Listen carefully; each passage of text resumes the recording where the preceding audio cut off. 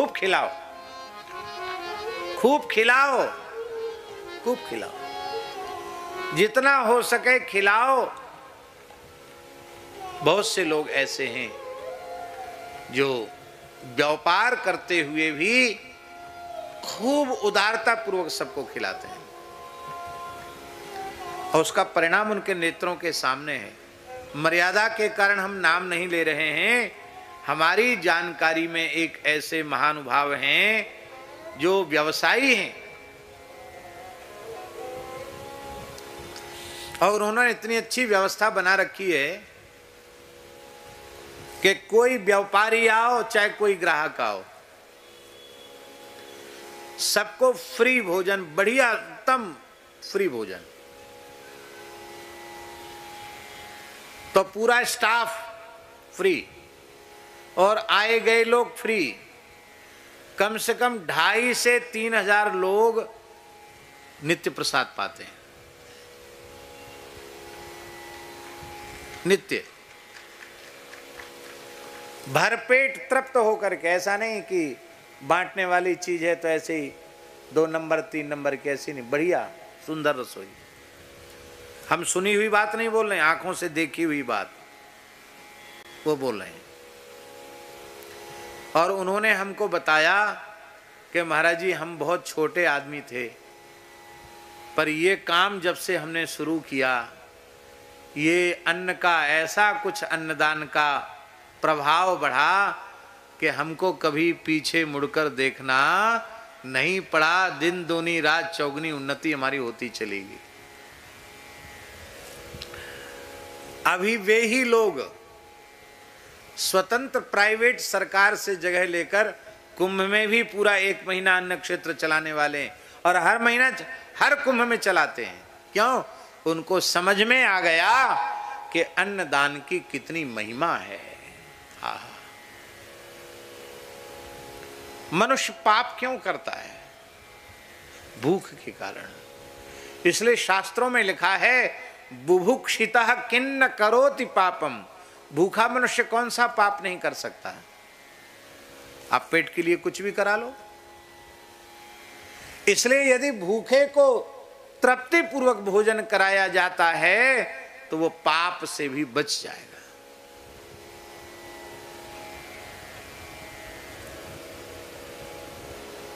गोपाल दास जी, बिहारी बाबू जो अपने मुजफ्फरपुर के हैं, उन्होंने राम नाम लेखन आरंभ करवाया और कुछ ऐसे बच्चे जो शिक्षा के अभाव में और भोजन के अभाव में ऊट पटांग काम कर रहे थे, चोरी बदमाशी और क्या बुरे से बुरे काम नहीं कर रहे थे, उनको उन्होंने केवल उन बच्चों को जो बिल्कुल बिगड़े हुए थे, उन बच्चों को उन्होंने युवकों को बुलाकर यही कहा कि बस तुम ऐसा करो, इतना देर बैठ करके सीताराम सीताराम लिखो और भरपेट भोजन करो, जाओ, फिर तुम्हारे जो काम हो वो करो। महाराज वो लोग भोजन करने लगे तो एक समस्या का समाधान तो हो गया कि जो कुछ करता पेट के लिए करता, पेट तो भरपेट भोजन मिल रहा है, भोजन मिल गया। और फिर उन्होंने नाम लिखना शुरू किया। उन्होंने कहा महाराज जी इतनी बढ़िया साधना हो गई, वो सब बच्चे समाज की मुख्य धारा में आ गए, उनकी गंदी चीज खाना पीना उनका छूट गया और अब सब अच्छे अच्छे काम करने लग गए। भूख के कारण मनुष्य पाप करता है। इसलिए यदि भगवान ने आपको सामर्थ्यवान बनाया है तो जो बेचारे सामर्थ्यहीन लोग हैं वे भूख के कारण पाप में प्रवृत्त न हो, आप उनको सुंदर सात्विक भोजन दीजिए, उनको सत्संग दीजिए, फिर देखो उसका कितना बड़ा लाभ होता है। भूख बड़ी विचित्र होती है।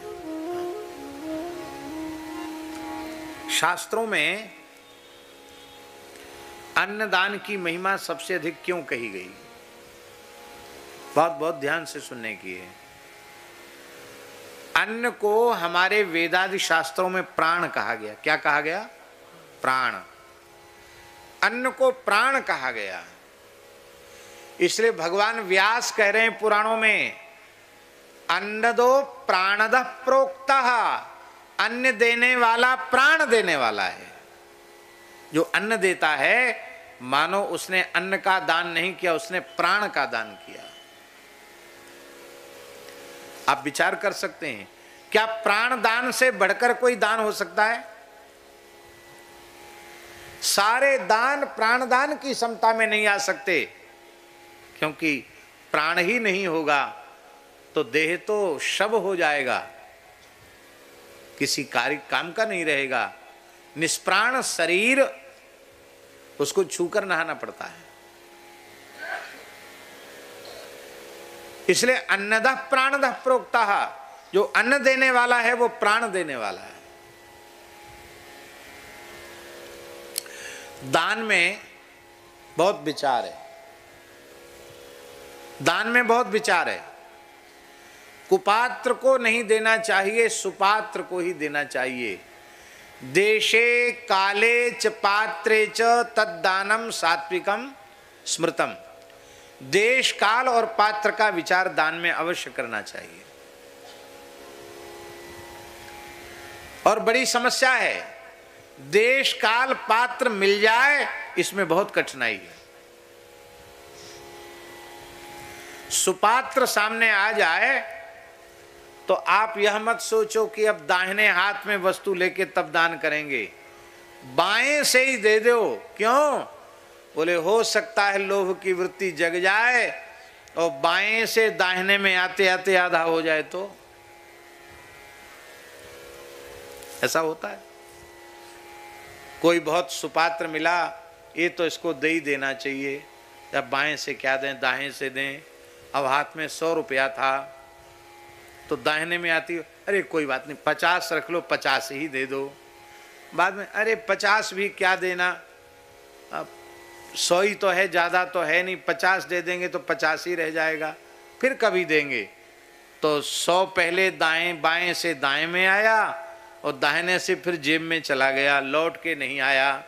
यद गत्वा न निवर्तन्ते, ऐसी जगह पहुंच गया कि लौट के आना ही नहीं है। सत्पात्र को देख करके तत्काल दान करना चाहिए, ऐसा शास्त्रों में लिखा है। अब जो बात हम कहना चाहते इसको और ध्यान से सुने। प्रत्येक दान में देश काल और पात्र का विचार है। केवल अन्नदान ऐसा है जिसमें देश का विचार नहीं, पात्र का विचार नहीं, काल का विचार नहीं, जाति का विचार नहीं, अवस्था का विचार नहीं, व्यवस्था का विचार नहीं। प्रत्येक भूखा प्राणी अन्न का अधिकारी है, क्योंकि प्राण का अधिकारी, जीने का अधिकारी प्रत्येक प्राणी है। इसलिए अन्नदान सर्वोपरि है, उसमें देश काल पात्र का विचार नहीं है। और भारतवर्ष की मिट्टी में ये भावना इतनी अधिक समाई हुई है कि इसी का उदाहरण देखने के लिए पूरी दुनिया से लोग कुंभ महापर्व में पहुंचते हैं। कुंभ में क्यों पहुंचते हैं? क्यों पहुंचते हैं? आज भी पूरे संसार के सामने एक आश्चर्य है कि करोड़ों लोग पहुंचते हैं। अभी संभावना है, सरकारी संभावना है कि 40-50 करोड़ लोग कम से कम प्रयाग में पहुंचेंगे। कितने? पर हम आपको बात ये पक्की कह रहे हैं, 40-50 करोड़ नहीं पहुंचेंगे, कम से कम 70 करोड़ आदमी वहां पहुंचेगा।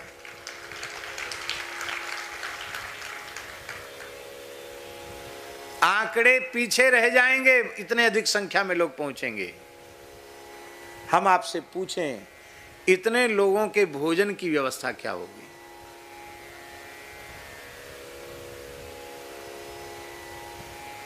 जेपी साहब, सरकारी तौर पर इतने लोगों के भोजन की व्यवस्था क्या कोई सरकार कर सकती है क्या? पर आप कुंभ में जाकर जरूर यह दृश्य देखना, आप खाते खाते थक जाएंगे, खिलाने वाले खिलाते खिलाते नहीं थकेंगे। कौन कहने गया? और पूरे कुंभ मेला में कहीं होटल नहीं है और सब जगह भंडारे चल रहे हैं, क्योंकि हमारे यहाँ लोग समझते हैं कि अन्नदान प्राणदान है। इसलिए जन्म देने वाला तो पिता है ही, अन्न देने वाला भी धर्मशास्त्र की दृष्टि में पिता है, पिता के समान है।